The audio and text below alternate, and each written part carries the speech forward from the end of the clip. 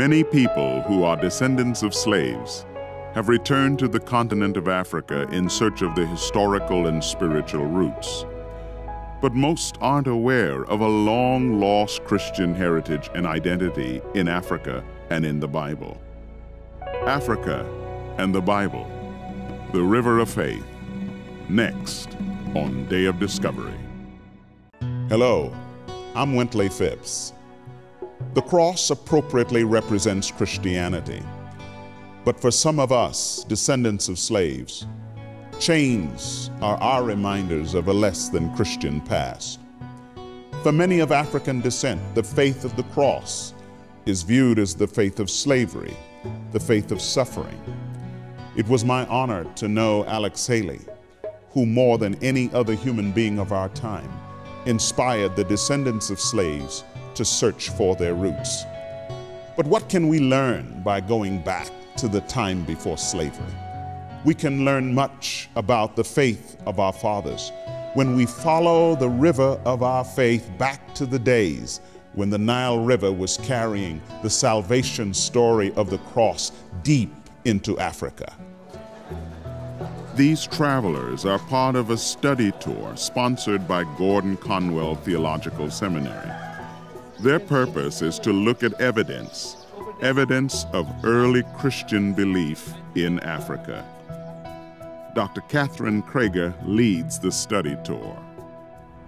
My hope was that particularly African American people, although persons of any color or ethnic extraction, might be able to understand the importance of Africans in the whole salvation history. I think this will be of his head. Though in her 80s, her stamina rivals that of her students.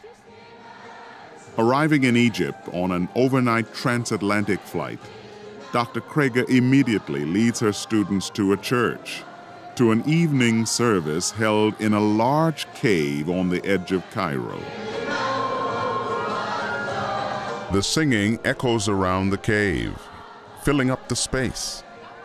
The experience is unlike anything those on the study tour have ever encountered, for they have never joined people like these in a place like this. These Arab worshipers are the garbage collectors of Cairo. In the light of day, several from the study tour return to the cave church. The sun reveals what the night had hidden, except for the smell. The stench of rotting garbage. Garbage everywhere, lining the streets. Garbage stacked in every possible place, piled on their rooftops. A city of garbage. The people search and sort through trash. Scraps of food are collected and fed to pigs.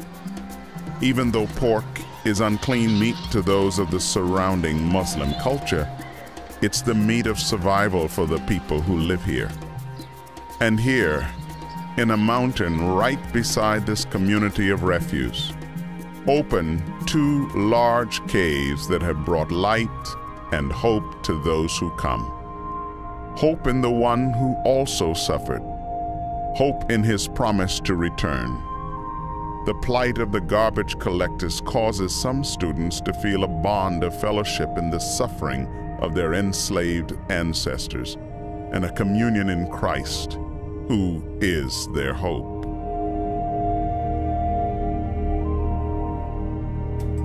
Nearby, the study tour visits a landmark that gives a different sort of hope to the followers of Islam, the Muhammad Ali Mosque.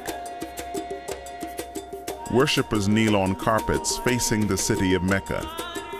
Here, hope is in the mercy of Allah to weigh their hearts and deeds and to hopefully grant paradise. The Muslim commander Saladin built these walls to protect this citadel from the Christian crusaders. The walls are a reminder of the clash of nations and beliefs that have marked this continent for centuries. A reminder of the danger when political powers claim the power of God.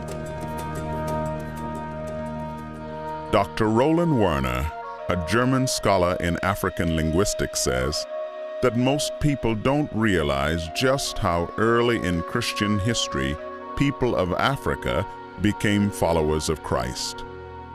This is a long time before Christianity was preached to, say, the Germans or the English or any of the Northern European tribes and nations. This is true especially for Egypt. This is true for Ethiopia. This is true for North Africa, as we call those stretches on the southern part of the Mediterranean, but it's also true for the area that is now called the Sudan. In pursuit of the early Christian history of North Africa, the study tour leaves Cairo and drives to Alexandria on the northern coast of Egypt. Here, ancient streets try to manage modern traffic. The city opens up along its shoreline, revealing a picturesque skyline and colorful harbor with boats and buildings, reminders of the grand history of this place. Alexandria was a Greek city founded by Alexander the Great in 330 BC. Alexandria's harbor became a major center for trade in the Mediterranean. A 14th century fort stands as a reminder of a giant lighthouse that once stood nearby, one of the 7 wonders of the ancient Greek world. An earthquake buried its light and tower in the sea. What most people don't know is how bright the light of the Christian faith began to shine from this region. Light that helped to change even the Roman Empire. Alexandria became the second largest city in the Roman Empire. The remains of a Roman theater with its gray and white marble benches are evidence of their presence. Chiseled crosses mark the time when this structure was converted to a church between the 2nd and 4th century AD. And from that time forward, many ethnically diverse Christian leaders across northern Africa would help to shape and refine the foundational teachings of the faith they had come to embrace. Centuries later, and a world away in Boston, a man named Dana Gonzalez questioned why anyone of African descent would be a part of the Christian faith. I never could understand why we as a people of color would embrace a God that didn't signify or symbolize us. It was even harder for me to embrace a Christ who had a Jewish background. But for Dana, finding the faith of his African fathers changed his life. And that faith even helped him to change from being homeless to building a shoe shine franchise and pursuing an education. Dana was never in my class. I just got a phone call one day from an individual saying that he wanted to work on African bishops. I began to see how much Africans had played in the role of the early church. Like many people around me, most people think that Christianity came to African Americans on the back of a whip through slavery. That's far from the truth. He had a particular idea, and that was, who are the great fathers that developed the canon? Canon is the books that are in the New Testament. These people were from Carthage, Alexandria, and Hippo. These are great men. And for the most part, these were fathers in North Africa. Athanasius, Cyprian. The Great Council determining where the canon was held at Carthage, the birthplace of Western Christianity. And what I began to discover was not so much that Africans had a role, women had a role, but Christians have a role, one that we all share. This is just Dana's passion, and he loves to tell his customers about it. He tells everybody he can. The waves of early Christian influence in North Africa also surged south into the region of modern Sudan, to ancient Nubia. A lot of the European travelers met Nubian monks and Nubian pilgrims in Jerusalem, and they reported to the West at this time, say the 11th and the 12th century, the amazing news that there was this great African Christian kingdoms, and that they had met these African Christians who were with their dark faces, and some of them had branded the sign of a cross on their foreheads, that they'd met them in Jerusalem, and there must be this great African Christianity that nobody knew about. To learn more about the Christian beliefs in ancient Nubia, the study group travels 500 miles south of Alexandria along the Nile to the city of Aswan. They follow the Nile, the longest river in the world, and she reveals the silent gods of Egypt past, ancient temples and civilizations that drew life from her waters. Today, the river of Africa flows along the banks of Islamic countries. Prayer towers called minarets mark the Muslim presence village by village, city by city. The historic city of Aswan cradles the Nile. Aswan is the gateway to the ancient Christian kingdom of Nubia. Boats called feluccas with triangle sails glide upstream and downstream, as they have for centuries. Here in Aswan, a German named Gerald Lausch will provide the study tour with more facts about the culture and history of the Nubian people. Gerald has helped the people of Aswan for many years. He served with a German clinic in Aswan. I think they're very distinct. Similar, yes. The Nubians we call Nubians today, they came down from the Nubia Mountains and occupied the Nile Valley and mixed with the Kushites. And here, some African-American students hope to find an ancient reflection of themselves and to wash away the misunderstanding about the origins of the faith of their fathers.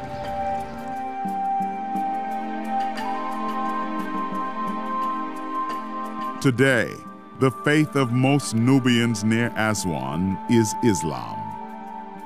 Gerald brought Glenn, one of the study tour students, with him to a nearby Nubian village. It was amazing that most people thought that I was Nubian and directly from Africa. The only way they didn't know the difference is when I spoke, because I couldn't speak Arabic. My family. Yeah. هنشرب شاي باللبن. ماشي جايين. جايين فعلا. So she invites us to come to her house, you know? Yeah, let's do that.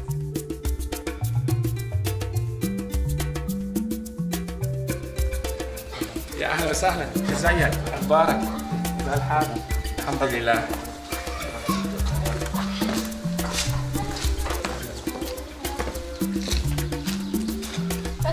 أيوه. ارمين ابو الحمد لله قدامنا ايوه الحمد لله لكن هم من امريكا لكن احنا لازم نمشي بعد 10 دقائق هنا اسره واحده ايوه It's almost like Southern hospitality. You come into our home, you know, we feed you, we invite you in, you know, with a meal or something. Yeah. And wow. No, they are very generous. The least is that you have to drink something. Nubian homes are always ready for company. Tea is always served. The offer of hospitality gave them time to absorb the culture and circumstances of their gracious host. The women keep a modest distance. They invite Gerald and Glenn to tour the private areas of the home. At one end of the courtyard, they're shown a guest room. From the rooftop, they view the village. Other homes with courtyards can be seen. Nubian villages have always stretched out close along the river, their source of life.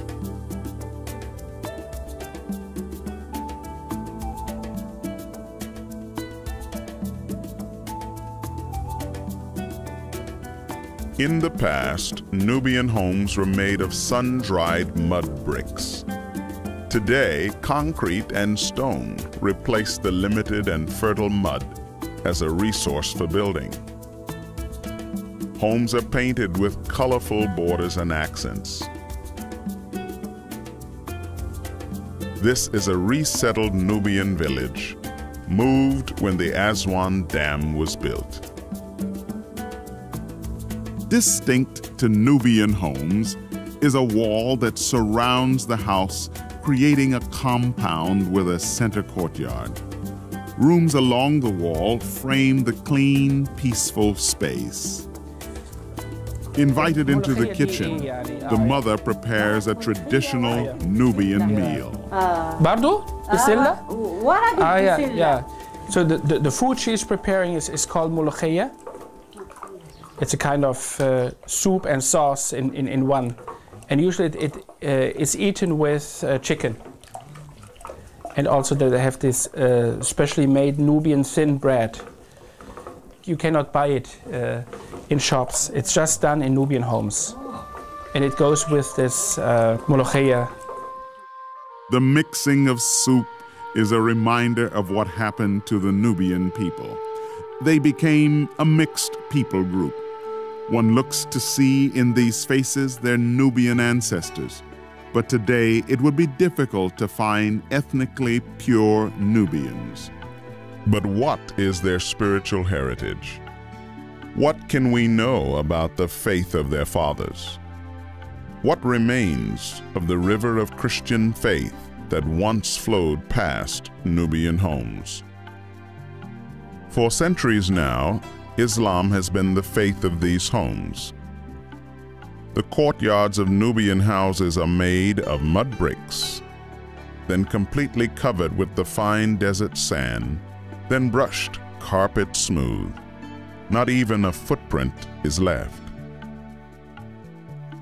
And under the desert sand, not far from here, remarkable evidence of a Nubian Christian kingdom was discovered. Discovered just before being buried forever by the rising waters of the Aswan Dam, which created Lake Nasser that stretches 312 miles in length.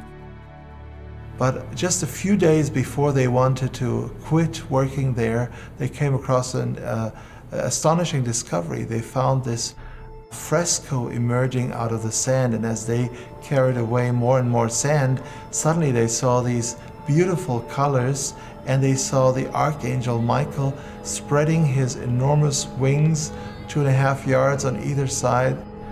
Over 3 praying men were standing in the fire, and they realized this was a depiction of the story of the 3 men in the fiery furnace, which we find in the biblical book of Daniel.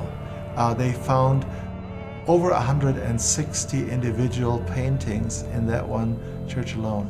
And as this began to unfold, the world started to realize that this was a forgotten part of African church history, and that this was very important.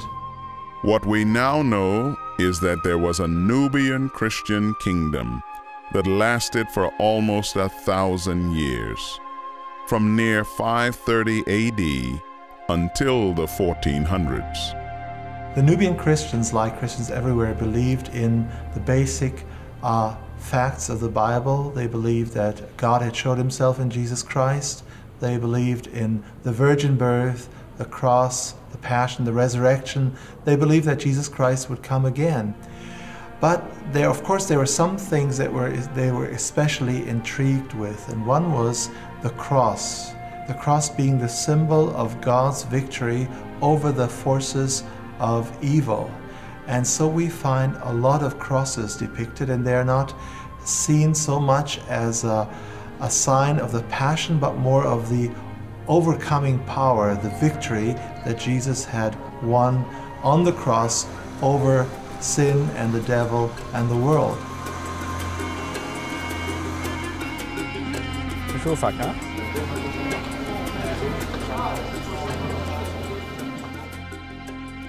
Yeah, what is very interesting in Christianity coming to Nubia is that the temples, the old Egyptian temples, the temples from the Roman times, were changed into churches. And part of it was that, for example, as we see here, crosses, different shapes of crosses were engraved into the rock. And on the other hand, deities depicted on the walls, they were defaced. Inside the pagan temple of Philae, a cross carved into the stone marks the conversion of this temple. An inscription reads, "The cross has won. It always wins." One of the Nubian manuscripts which we found actually is a praise of the glorious cross, and it runs something like, the cross is the hope of the hopeless, the cross is the life for the dying, the cross is the freedom for the slaves, the cross is the water for the thirsty, the cross is the salvation for those who are lost at sea, and it goes on and on and on. And they, of course, don't just mean the cross, but they mean the fact that Jesus had won the victory on the cross.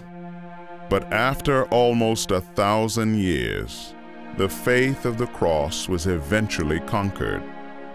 Conquered partly from within, because the Nubians had begun to trust in the kingdom of man, to trust the political power of their Christian kingdom rather than God. The words of Christ were forgotten. There was no one left to wield the Christian weapons of faith and truth. And so, over time, conquest by those carrying the Muslim crescent brought not only a loss of freedom, but also full surrender of the cross. Even today we find traces of Christianity in the Sudan. One of the customs of the Nubian people along the River Nile is that when a child is born, the mother or some relatives will carry him or her to the Nile. They will put water over the child's face 3 times, and they will say something like, "I baptize you with the baptism of John," not knowing what that means, but it's a custom that has just been handed on through the generations. Another thing that we find a lot is that if a child is ill, they will take some oil or some butter or some flour and make the sign of the cross on the child's belly with this in order to ward off evil spirits or sickness. So the sign of the cross is still there, and even in the language we find remnants of the Christian times. Their name for Sunday is Kirage, which is the Lord's Day in Greek, Kyriake. So they even call the Sunday the Lord's Day in the Nubian language nowadays. But of course, the knowledge of what all of this really means has been lost. Just before their flight home, the study tour visits an Arab-speaking Christian church in the center of Cairo. Headsets provide translation. And even though language may be a barrier with these worshipers, the Spirit of Christ makes them one. One with distant brothers and sisters that means more to them now than it ever has before. One of the things that struck me in terms of the Black experience in the Black church is that often, slavery is the first time that we speak of, Christianity being present as our experience. But this journey, this study tour has helped me to connect with the actual roots of Christianity and of Judaism. What I love about this trip is that we're able, and I think can be confusing for other people, is how we can say, I'm Black and I'm proud, and I have a rich history, and that rich history is a part of the gospel. And some people might take that as, ethnocentrism or whatever else, but I don't see it that way. I see it as it's pride in the way that God has made us. And my vision is, the implications that this trip has on how we do church today and how we relate to each other's body today is that all of us can say that I'm white and I'm proud, I'm Hispanic and I'm proud, I'm Asian and I'm proud. And these things are not divisive, but they're celebrating these differences. All of it plays a part in the body of Christ. What we've seen is that the faith of the followers of Jesus lasted for centuries. But we've also seen that the faith of our fathers can be lost. Lost because of outside influences, lost from within, generation by generation, simply by drifting away from the word of truth. My prayer is that Christian descendants of those slaves will now rest on the river of our ancient faith and become a collective voice of reconciliation, proving once again that the salvation provided through the glorious cross of Jesus Christ is offered to people of all races and all nations. I'm Wintley Phipps.